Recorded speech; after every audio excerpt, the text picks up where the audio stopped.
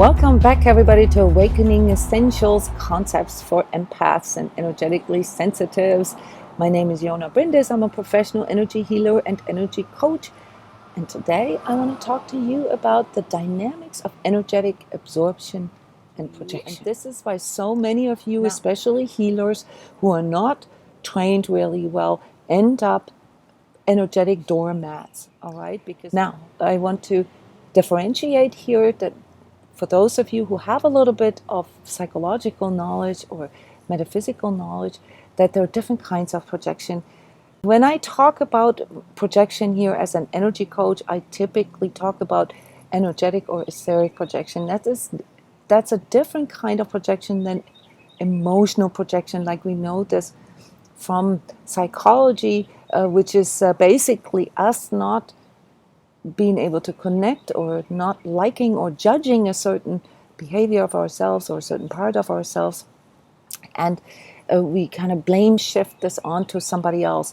This can also happen when we want something really bad and we want to make somebody else do it or give it to us. A very, very common phenomenon in relationships where we cannot really speak up for what we truly want, and so we'll sort of do it from behind. All right, this is related to etheric projection, but not quite the same. All right, another example for emotional projection, for instance, is passive aggressiveness. All right, so you're not actually saying what you want, but you're sort of projecting it through your behavior or through your body language. And when this happens between energetically sensitives or empaths, then of course etheric projection or energetic projection and emotional projection becomes almost the same. So what is this, okay, when we project?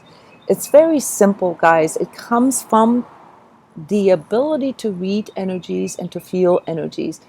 Even though most of you are not aware that you're actually able to do this, you constantly interact with energies. So we kind of see this as 98% of our interaction between ourselves and other people and the world is in the energetic. Only 2% is really happens through us being able to perceive this through our mind and process it intellectually. All right, 98% happens in the unseen, and this can happen on many different levels at the same time.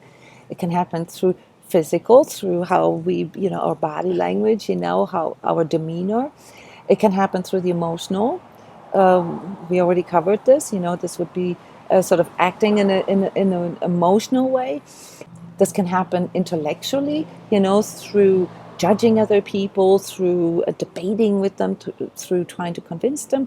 This can happen spiritually by exchanging concepts that are more like, say, belief systems and trying to convince others. This can also happen in the energetic, and this is what I want to focus on. Energetically, projection functions even more subtle, all right? So anyone who can read energies can also perceive energies. And if I visualize a certain thing, a certain picture, maybe even a future, or something that I would like to do, if I fantasize about a person, if I create pictures in my head, if I talk to other people about sort of, wouldn't it be nice, or wasn't it beautiful when we, so either directed into the future, into the past, or into the present moment, I am energetically projecting something. And those of us who know what they're doing and who can regulate this, you can literally implant a picture into somebody else's head. You can also read out their pictures, and this is where we have the integrity problem here, because many of us empaths and energetically sensitives aren't quite aware that all this is going on. And so quite frankly, as an energy coach, I can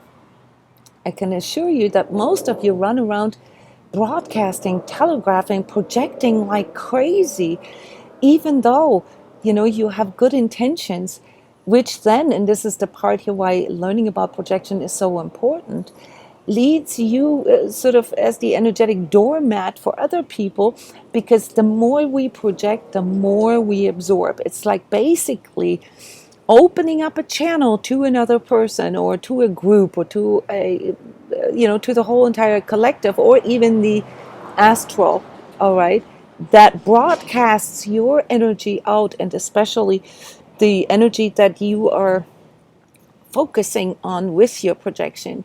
And this could be the motivation could be anything from, wanting to be a good doer, wanting to be spiritual, but also your self gain, wanting to get laid, wanting to like, wanting somebody else to like you, wanting to get attention, wanting to get validation, wanting to be protected, wanting others to do something for you, etc.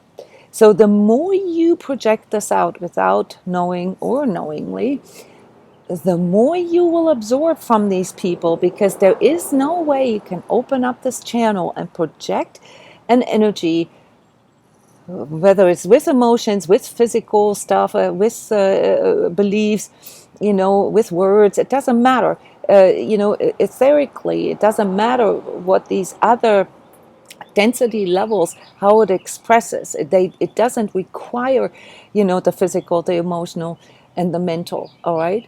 The more you project to others, the more you open up this channel, the more you then become subject to their projections.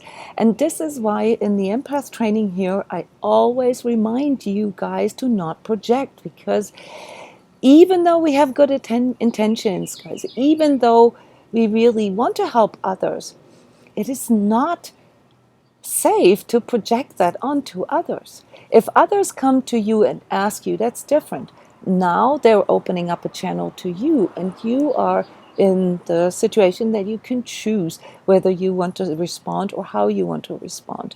But if you project, all right, you are asking for them to more or less counter project into you. It's like pushing into somebody immediately creates this counter reaction, pushing back into you. And this is why so many of you, especially healers who are not trained really well, end up energetic doormats, all right? Because people are dumping their stuff with you, and I hate to say it in this direct way, but you are asking for it.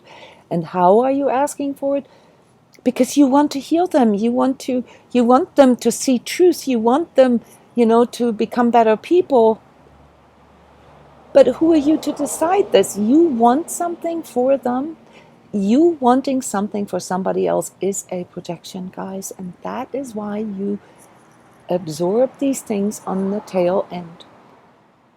The correct way of doing this is to, first and foremost, always to connect with your heart, connect with your own true self, develop a good sense of connection with your true, with your authentic self. Know how to ground yourself, how to clear yourself, how to center yourself, so that you're always in your own center. That allows you to discern all these things. And now you have to make decisions when you interact with other people. Do I want to interact with this other person? That's one of the choices that you have when you're centered. When you're not centered, when you are projecting and telegraphing all over the place, you do not have that choice. You've already put yourself out there without even knowing it. Is what I'm feeling right now my own, or is this the other person's emotions or feelings or sensations? Again, this is a choice you don't have when you project without, being aware of this.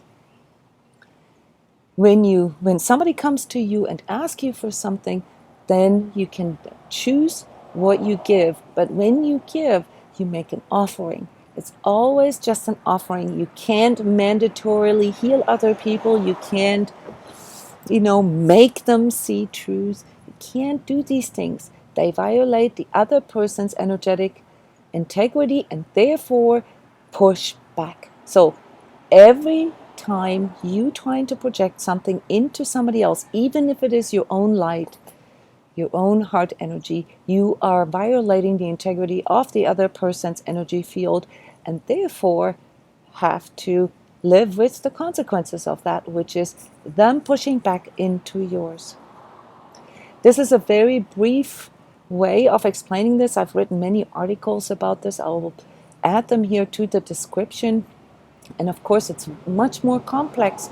And especially, when it comes to two empaths, say, dealing with another in these relationships where both are energetically sensitive and empathetic. In those relationships, guys, there is a ton of extra problems. There's some really, really cool connection that can be made energetically and new experiences. But there is also the danger of forming very, very toxic energetic ties with another. Keyword, twin soul, twin flame relationships. All right, so I will cover this in another Concepts for Empaths video. I want to thank you for your attention. Please sign up for the newsletter or the email list here if you would like written reports and articles or notifications for new videos posted. And please share those videos. Help me to break through this collective barrier. Most of the information that I'm putting out here is not very popular because I illuminate things that go a little deeper than just a superficial, so spiritual level. All right, so please help me to break through this barrier. Thank you for your support. Bye bye.